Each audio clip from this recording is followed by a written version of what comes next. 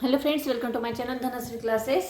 आजच्या व्हिडिओमध्ये आपण असा एक टॉपिक बघणार आहोत की जो शब्द आपण इथे बघणार आहोत तो शब्द नाम आणि क्रियापद ह्या दोन्हीसाठी तर वापरला जातो. आणि वाक्यामध्ये असा शब्द ज्यावेळेस दोन्ही वेळेस येतो तर त्याचा अर्थ काय होतो हे सर्व आपण आजच्या व्हिडिओमध्ये इथे बघणार आहोत. बघा, एकच शब्द वेगवेगळ्या जातीचा असू शकतो. जसं आता बघा की रिक्वेस्ट हा शब्द आहे. आता रिक्वेस्ट हा नाम आणि क्रियापद हा दोन्हीसाठी यूज केला जातो. आता तो कसा केला जातो? नाम असताना रिक्वेस्टचा अर्थ काय होतो? विनंती. ठीक आहे. आणि क्रियापद असताना याचाच अर्थ काय होतो? विनंती करणे. बघा, रिक्वेस्ट हा शब्द आहे. रिक्वेस्ट या शब्दाचा जर नाम असताना त्याचा अर्थ होतो विनंती, आणि रिक्वेस्ट या शब्द जर क्रियापद असेल तर त्याचा अर्थ होतो विनंती करणे. सध्या आपण असेच काही नाम आणि क्रियापद या दोन्ही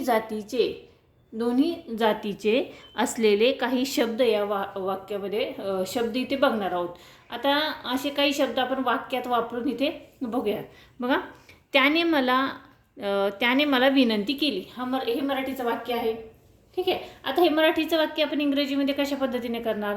बघा, मराठी वाक्य इंग्रजीमध्ये करण्यासाठी मी इथे बरेचसे व्हिडिओ इथे अपलोड केलेले आहेत.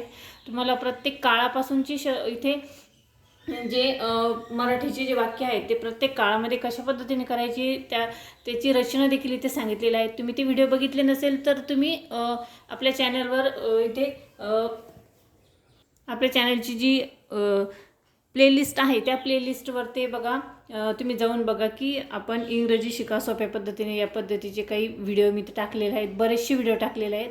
तर त्यामध्ये तुम्हाला मराठी वाक्य इंग्रजीमध्ये करताना कशा पद्धतीने करायचं आहे ते इथे समजेल. बघा, आता हे वाक्य आहे, त्याने मला विनंती केली.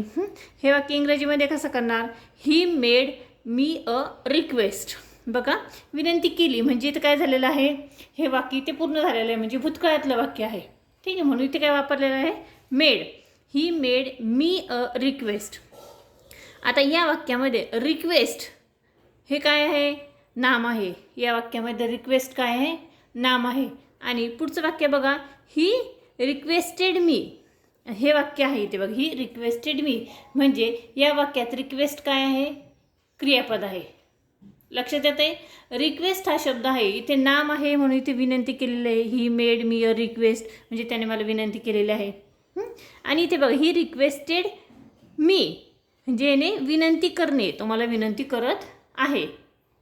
लक्षात येत आहे? रिक्वेस्ट हा शब्द दोन्ही वाक्यामध्ये वापरल्यावर त्याचा अर्थ कसा बदलतो?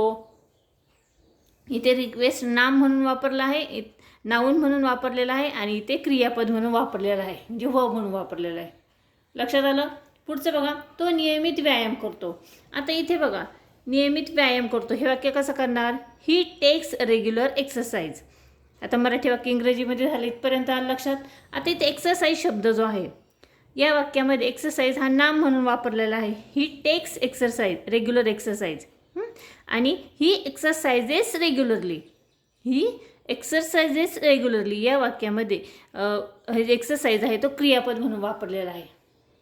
समजते? वाक्यरचना थोडीशी बदलली, त्यामुळे आपल्याला जो शब्द दिलेला आहे तो शब्द नाम आणि क्रियापद या दोन्हीमध्ये कशा पद्धतीने विभागला जातो ते आपण इथे बघतोय. आता पुढे बघा, बाईट हा शब्द आहे. कुत्र्याने मला चावा घेतला.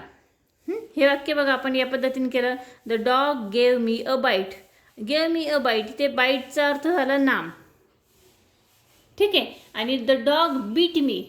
डॉग बीट मी म्हणजे चावला. ठीक आहे. कुत्रा मला चावलाय. इथे बीटचा अर्थ झाला क्रियापद. म्हणजे तेच वाक्य ज्यावेळेस आपण दोन पद्धतीने लिहितो त्यावेळेस जो मेन शब्द असतो तो नाम आणि क्रियापद या पद्धतीने होतो. असे काही बरेचसे शब्द असतात, वेगवेगळ्या जातीचे शब्द असू शकतात की हा जो एकच शब्द आहे तो वाक्यामध्ये जर त्याची जागा बदलली तर त्याचे अर्थ देखील बदलतात.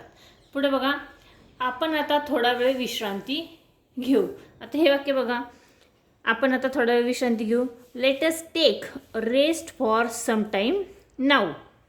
आणि इथे बघा, let us rest for some time now. लक्षात येते? पुढे बघा, मी तुला उद्या फोन करतो. हे वाक्य कसं करणार? I will give your ring tomorrow. आणि I will ring you tomorrow. ठीक आहे. इथे रिंग शब्द 2 ठिकाणी आहे. तो कशा पद्धतीने केलेला आहे आणि मला याबद्दल विचार करावा लागेल. हे वाक्य बघा. I will need to you think about me. Think म्हणजे विचार करणे आणि I will need to think about it. लक्षात आलं. इथे थिंक आणि थिंक या पद्धतीने असे काही वेगवेगळे शब्द असतात. तेच शब्द नाम आणि क्रियापद म्हणून वापरले जातात. आय होप तुम्हाला हा व्हिडिओ समजला असेल. हा व्हिडिओ जर समजला आवडला त्या व्हिडिओला नक्की लाईक करा, शेअर करा आणि चॅनलवर नवीन असाल तर चॅनल सबस्क्राईब करा. पुन्हा भेटूया पुढच्या व्हिडिओमध्ये.